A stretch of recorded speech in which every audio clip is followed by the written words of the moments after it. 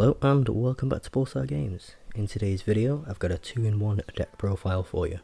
I've got my updated competitive list on the left, and I've also made what I believe to be a competitive budget list on the right. Before we get into the video, I just want to give you a quick reminder: like, subscribe, share, all that good stuff, and let's get right on into it. So with the updated competitive list, we'll start with the main deck. It is 41 cards. I still play the 1 Abyss Megalo. I still feel it's fine going first and second. Gives you a bit more steam going second, lets you do your thing. And obviously 3 Abyss Tiers. It's an integral part of some of the combos. The extra monster on board is really good for extending with if your diva gets stopped, for example, or even just getting some chips in, discarding Dragoons, that sort of thing. For the target, I play 1 Abyss Gund. I've seen a lot of builds play Abyss Panic. The reason I prefer Abyss Gund is because it helps out in some of the combos, giving you an extra monster. You don't have to normal summon. You can discard it with Deep Sea Minstrel if you need to, or Barricade Borg is really strong. And with the budget, we also play 1 Megalo and 3 Tiers and 1 Gund. You can get away with the same, they're all cheap. Of course we play 3 Deep Sea Diva, don't need to say anymore. I play 1 Artisan, really good in some of the combos, or most of the combos. You make it special summon it off Deep Sea Prima Donna, mill 1 special from the grave, lets you do loads of things. 3 Deep Sea Minstrel, this card's absolutely insane, it's broken. You look at your opponent's hand, you can see what they're playing, you can play perfectly around it. It's retarded, it's the best -2 in the game, without question. We also play 3 Diva, and the 1 Artisan, 3 Minstrel. Got obviously the boy, 3 Neptibus, pretty standard. It makes the deck what it is today. Diva searches it, sends your Dragoons, adds your Dragoons, gets your combos going. I play 1 Infantry and 1 Marksman. A lot of builds are opting for 2 Infantry. I've gained a lot of value off the Marksman against Altergeists on like online tournaments and things. A guy like set 4 against me, so he's just able to pop cards. I've got like other cards in the main to pop. I've got Picrotops in the side deck. I found a lot of value in it, even getting the attack in to main phase 2 summon an Neptibus to go off. It definitely helps. And a lot of the time, if you normal summon an infantry to try and get the additional normal, any good player will negate the infantry, so you can't always rely on that. 3 Dragoons, pretty obvious, it's broken. There's 3 Neptibus, 1 Infantry and 1 Marksman also. It does come in common, I just wasn't able to find one for the video. But the builds are very similar. 3 Dragoons. Onto the hand traps, I play 2 Effective Ailer, 2 Ash Blossom, and 3 Infinite Impermanence. I've dropped the DD Crows. I think Effect Veil is better in the current climate. I think you have to play 3 Infinite Impermanence if possible. The card's the best hand trap at the moment in my opinion. Better than Nibiru because Rock will have an out to it, this deck has an out to it. If any deck that plays Parallax Seed has an out to it. But this always catches the monster. And the added bonus of being able to stop like Floodgates, for example, it's just nice. The hand traps are a little different. Obviously it's a budget build, so there's no impermanence, so instead we'll play 3 Effect Veiler and 3 Ash Blossom. Ideally you'd play more, but I've also managed to drop it down to 40 cards as well, so there is that benefit. And then the rest of the main deck is pretty much the same. We've got Lapis Dragon, which of course you search off Neptibus. It means that if you just draw Neptibus you're able to do the combo. Despot 01 and Jet Synchron. These are your main 2 targets to summon off Needle Fiber, and then of course O-Lion for Auroradon. I don't play the Fishborg as it's not a machine, so you can't make Auroradon with it, and of course it has an extra thing you have to use. You have to go into waters with it, I believe, so you can't make like formula and things, so it just makes it a little bit more awkward. And then the last monster in the main deck is 1 Mooling Glacier. It's used to hit 2 cards from the hand. It's broken, you search it for free as part of the combo. And also the extra body on board is really helpful. 2-8 attack is big too, so going second it can OTK. We got the Despot, Jet Synchron, the O-Lion, Lapis Dragon, Mooling Glacier. Moving on to the spells, I play 1 Monster Reborn, 1 Fawn, 3 Called by the Grave, 2 Deep Sea Aria, and 2 Cosmic Cyclone. Reborn extends, it's insane. 1 for 1, accesses your Neptibus, which is the deck. You need to play this card to stop Ash Blossoms, Veilers, Mourners, all that sort of good stuff. And it can even be useful going second as well. Against maybe decks like Salamander, you can hit a Wolf in their grave, or Rock, you can hit Guardians, Heralds, you know, with the tribute for the effect. 2 Aria, I dropped it from 3 as I've increased the Minstrel. Since it's not a starter, it's not as important, but it's still really nice to see if you've got like a TS and a Water. If you're up in Minstrel and any Water, you see the hand, then play Aria, and you win. 2 Cosmic. The only deck that doesn't really use back row other than this is the Rock deck. This card's insane against Zombie, Alter Guy, that sort of thing. I think it's crucial to play, because a lot of times you will go second, and then just hitting those back rows, forcing them out, and then playing, it's game over. You want to hit hard, swing fast, that's the game. Reborn, 1 for 1. 3 Called by, the 2 Aria, and 2 Cosmic Cyclone. So you don't really have to sacrifice too much, and it's still a very, very viable budget option. Moving on to the extra deck, I play 1 Linkuriboh. It comes up in part of the combos, tribute some of the tokens for it, stops attacks as well. Well, reduces their attack to 0. 1 Halki Firex, it's the core of the deck, it's the reason why the combos are a thing. It's crazy how just accessing a tuner lets you to do so much, but it's the cards like Linkross and Auroradon that really make the power for it. Getting the 3 tokens is crucial to doing a lot of the plays, helps you make a lot of the bigger synchros and just extend further. It's absolutely crazy. This giving you the 2 tokens as well as the level 1 tuner you usually get, being able to go up into like your Formula or your Metal Marcher and then proceeding further into this, it's broken. And to help with this, I play the Barricade Borg, because it's a machine, so you can obviously make a Auroradon with it.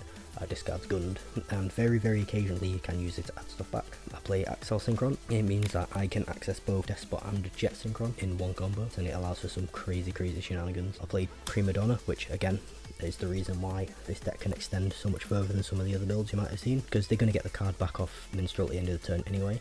And if it's not something that's dangerous, like a Nibiru or something, you can use Prima Donna, put it back in their hand, and then extend further into like Trishalas and stuff. For level 8s, we play Boilers, Savage, and Omega. Pretty self-explanatory. Savage is as staple as possible if you can get your hands on one. Omega's a nice touch. In some of the combos, you're able to make Omega before using Donna, so you can use the Omega effect. And if you banish, say, a Nibiru with Minstrel, you can use the Donna to put back the Omega card, and then Donna's second effect will put back the Minstrel card to their deck, and it's absolutely brutal. They've got no comeback from it.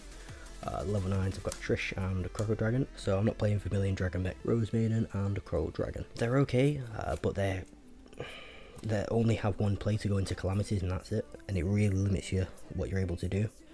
I think Trish is too powerful. Banishing the cards you help Minstrel is crucial, especially against the zombie deck. It means they have no follow-ups. It's absolutely ridiculous. And for the last card I play, Enter Blafnir. Enter Blafnir is really, really good.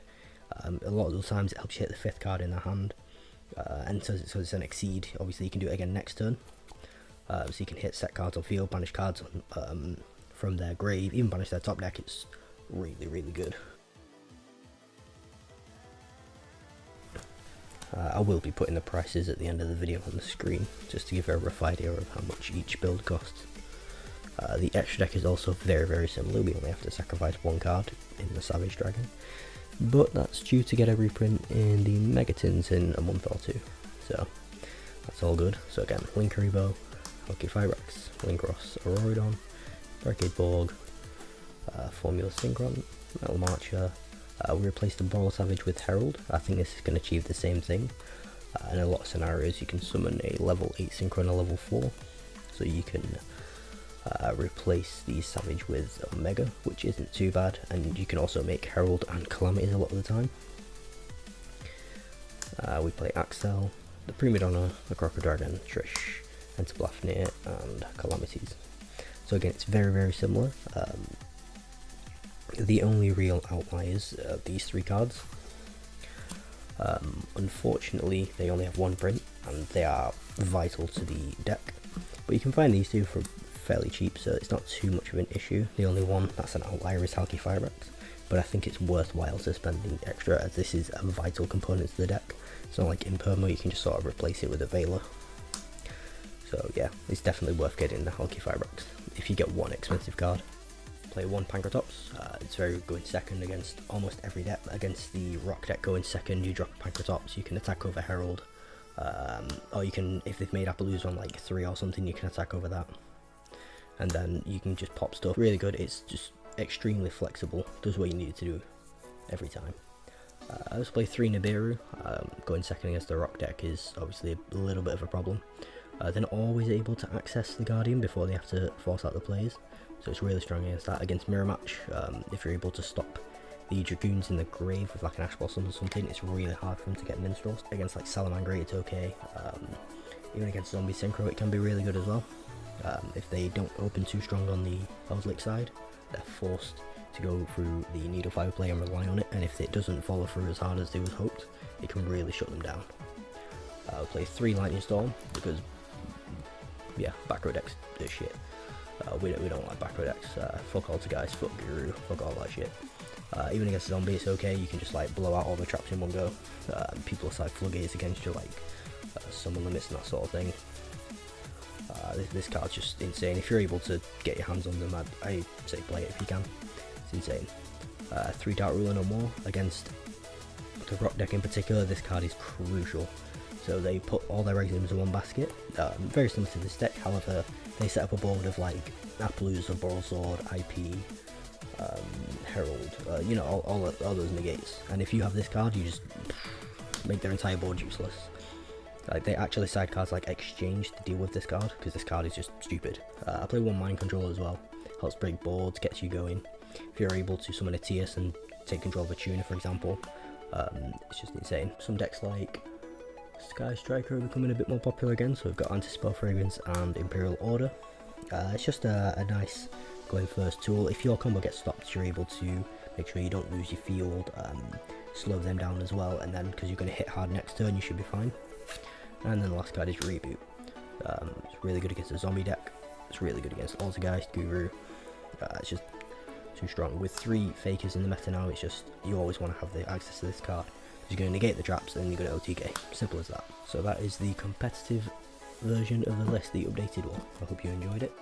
And for the side deck, again, we play the 1 Pancratops, the 3 Nibiru, the 3 Dark Ruler, the 1 Mind Control, and instead of the 3 Lightning Storms, we got to 3 Twin Twisters, as the idea is with Lightning Storm is to destroy the back row that they might have. Twin does the same thing. It's obviously a little bit worse, but it's also better at the same time. You're not forced to play it straight away, you can chain it to things, you can set it and play it on their turn. So there's pros and cons to both sides. We play the 2 Anti-Spell, 1 Order, and the 1 Reboot. So as you can see, you really don't have to sacrifice too much in order to play the deck budget, which is really good. A lot of decks, like say the rock deck, you can't really play budget. The zombie deck, again, you can't really play budget. You have to play 3 Lord, 2 if you're really stretching. But yeah, we can get pretty lucky here. With that, we're able to get away with, yeah, making the deck quite cheap. So 41 on the more competitive version with the imperbs, and 40 on the budget version. You'll see on screen here the price for this one and then the price for this one. And I hope you've enjoyed this little insight. I'm hoping to do some real life test hands and combo videos and things soon. I hope you've enjoyed this video. Do remember to like, subscribe, comment, all that good stuff. And I'll see you all next time.